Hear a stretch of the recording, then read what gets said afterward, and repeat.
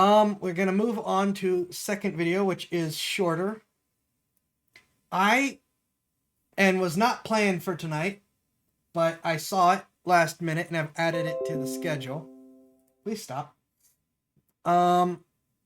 This is the Fat Files. Joe Biden wants to unleash grizzly bears on a rural community. Also, government cheese caves exist. I knew about the government cheese caves, which is just another perfect example of government incompetence. I did not know about the grizzly bears, but I did a quick look just to see if there's a thing going on. There is stuff about the grizzly bears, including like lawsuits or something about the grizzly bears. Steel Bones, get something bigger than a pistol. Yes. Or, actual pistol armor-piercing ammo or something. Yeah, so I don't know any of the details about the grizzly bears, other than this is apparently real. Because like I said, I did a quick search. I didn't read any of the articles yet because I wanted to go into this mostly blind, but I wanted to make sure this wasn't just like a way off flyer thing.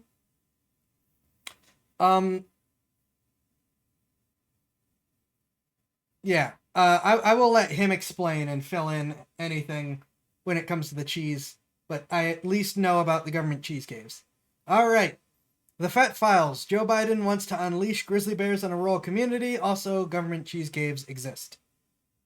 This is probably going to come off pretty political, but I promise you it's just me being anti-bear. Okay, I'm just going to be honest with you. I don't like bears. Anytime bears are involved, it's not going to be a good time. Agreed.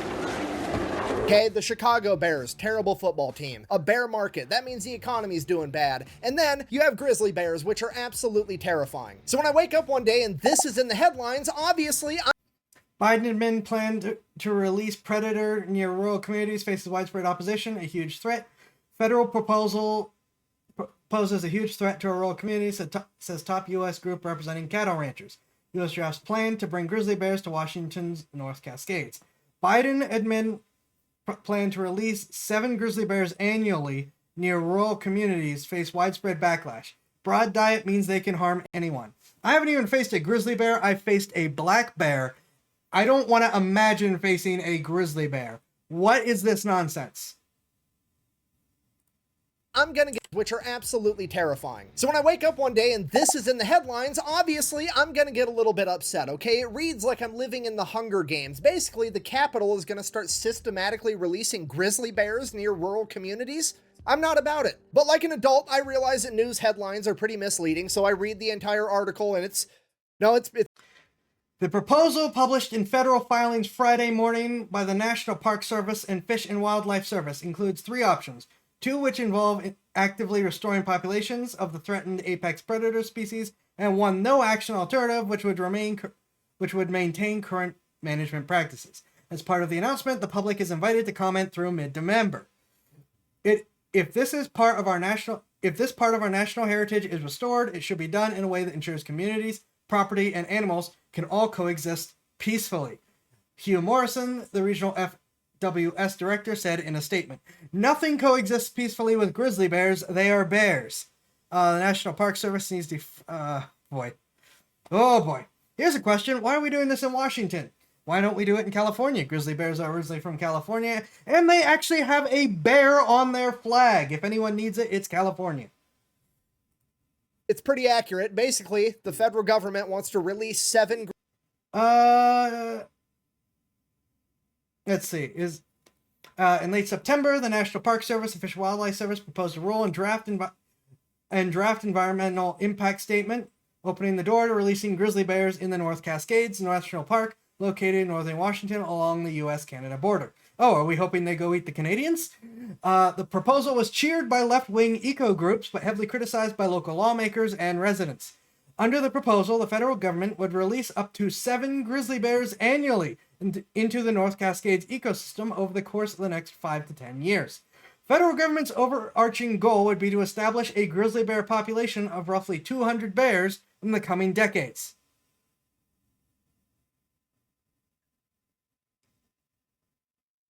I stand by what I said. Are we trying to chase them into Canada?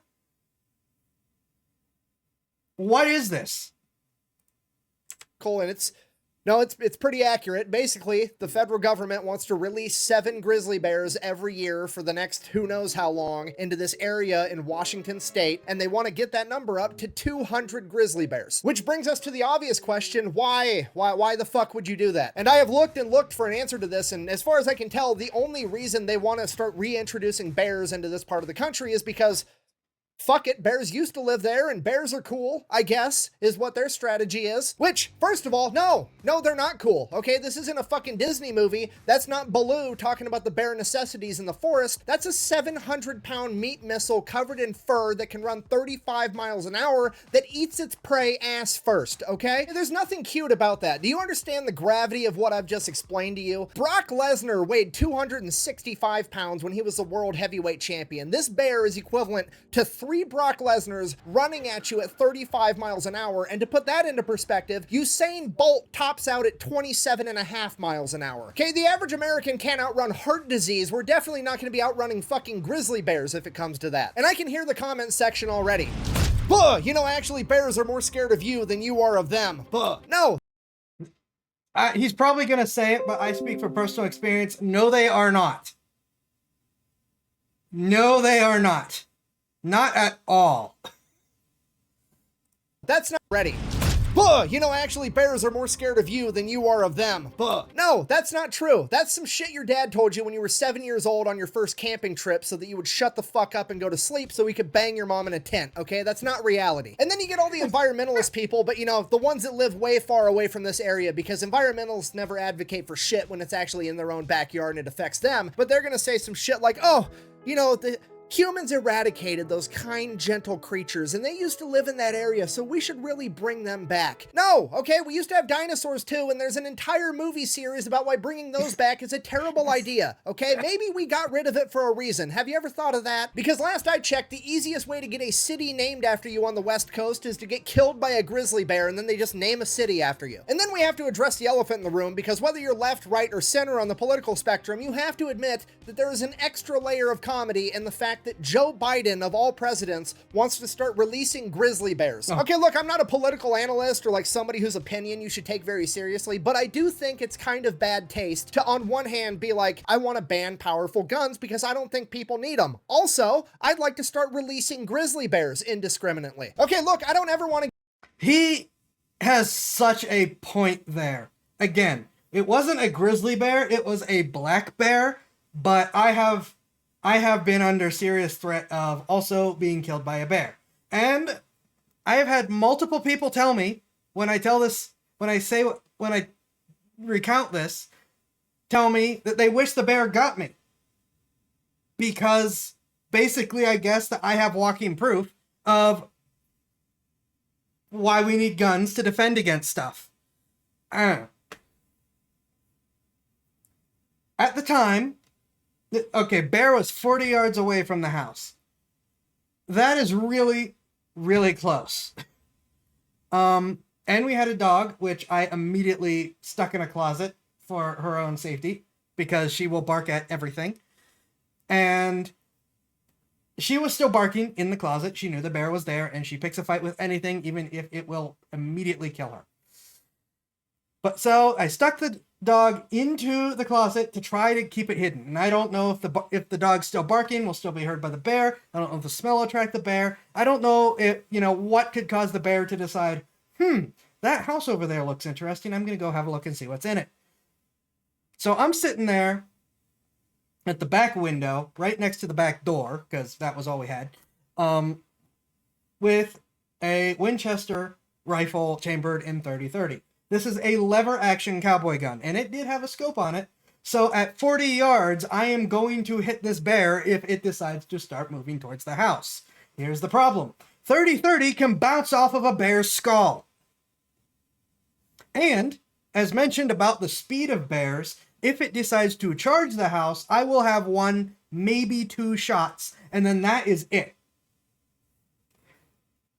An AR-15 chambered in .5.56 may be less powerful per bullet than a lever action. But, yeah, I have a 30-round magazine, and in the same space that it takes me to fire 1 maybe 2 shots if I'm lucky at this bear, I can have half the magazine into this bear. That is probably an exaggeration. It's probably closer to 8 or 10 maybe. But the point is, I have a lot more shots, and I don't need to be thinking, okay, do I make sure I work the action the whole way? Because I'm a 17-year-old kid, and I'm terrified because there's a bear that doesn't look, it isn't just like sitting there. It is actively looking around, nosing, looking for something. I don't know if I'm what it's looking for. 30-30 is a take it out bear. Yeah.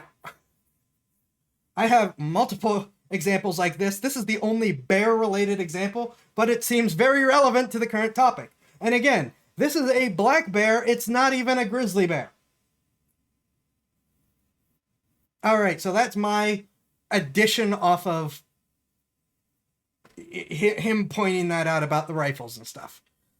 Hi. Okay, let's see what he has to say about it.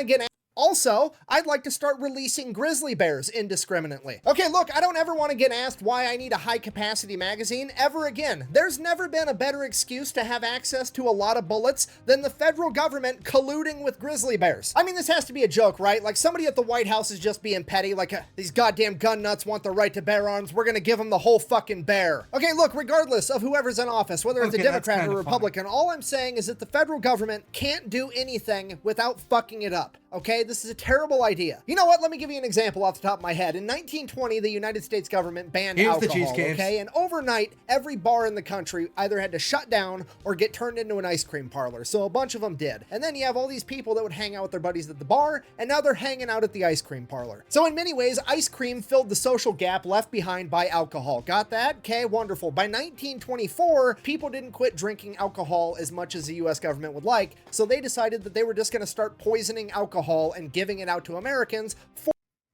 ATF was responsible for that. However, ATF was also responsible for approximately 15 to 20% of the actual smuggling of alcohol into the US and making money to fund their organization off of. Just saying.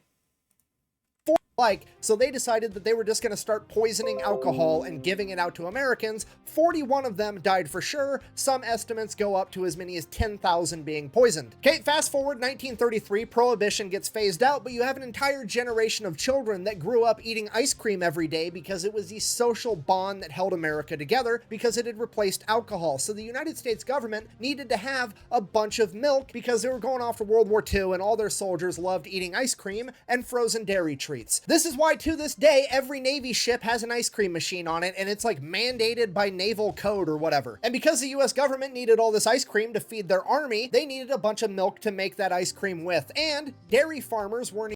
One moment, let me delete that.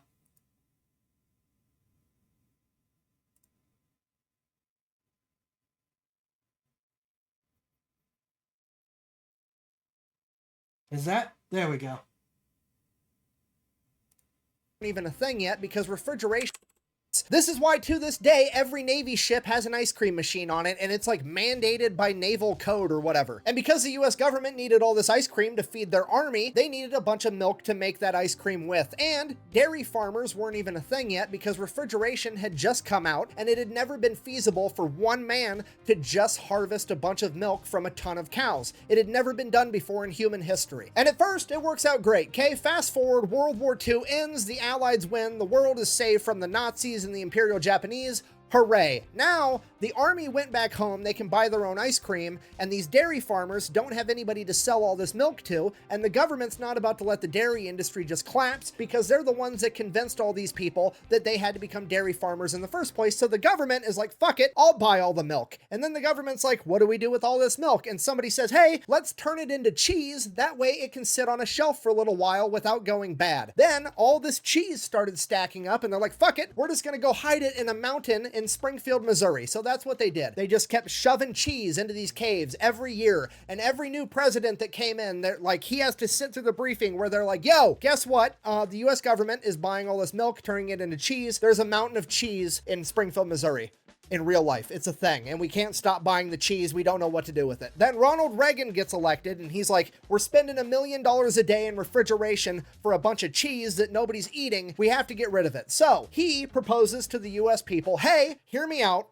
I've got 500 million pounds of cheese. I want to throw it in the ocean. Okay. They get mad and they're like, no, we paid for the cheese. We would like the cheese at a minimum. You've taken our money. You've turned it into cheese. Give us the fucking cheese. Okay. It's a relatable human emotion. So the government cut up all the cheese into 5-pound blocks and started handing it out to people. And this is where government cheese comes from. Okay. So that goes on for a while. Fast forward, Bill Clinton ends up getting elected. And he's like, I have an idea about how to solve this milk cheese cave situation conundrum. I'm going to go to the FDA. I'm going to have them form an offshoot nonprofit company known as DMI. Dairy Management Incorporated, except this isn't going to be a nonprofit where like they take charitable donations. No, we're going to make it a legal requirement for every dairy farmer in America to give these people a portion of their money so that they can advertise for them, because apparently milk and cheese isn't good enough on its own. Okay, if you're not picking up what I'm putting down, I'm trying to tell you that the Got Milk ad campaign that was in every school cafeteria for like 3 decades is a government-funded psychological operation to convince people to drink more fucking milk because the US government fucked up buying ice cream in the 1940s. And now they want me to not own guns while simultaneously trusting their ability to systematically release fucking grizzly bears. That is without a doubt the dumbest thing I've ever heard. Okay, I'm done. I need a beer. I gotta go. Thanks for watching. Best way to support the channel is go buy some merch over thefatelectrician.com. Quack bang out. Yeah, I mean, the second half of that video, I don't have a lot to add because I've just known about that forever and it's just kind of out of my system.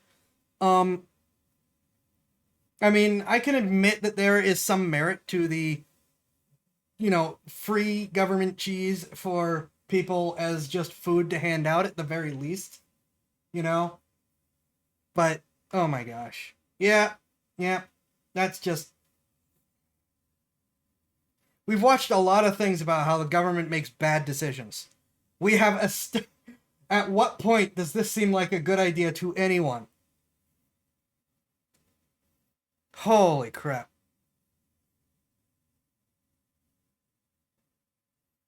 Holy crap. Holy crap. Ugh.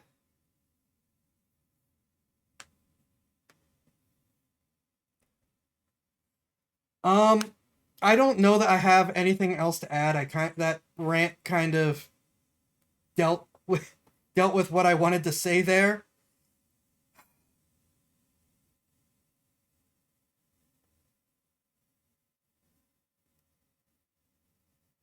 I gotta look more into this. I can't believe that this is a plan that is either happening or attempting to be made happen. I mean, I've got recommendations right here on the side talking about it.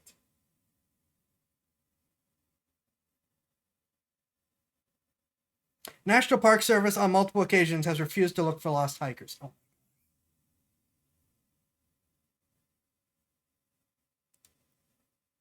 Oh my gosh.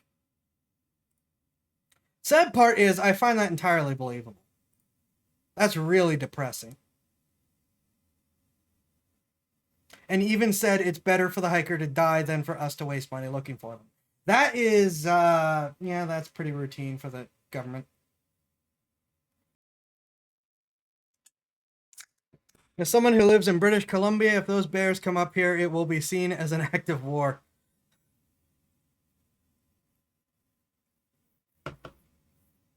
I wish you the best of luck.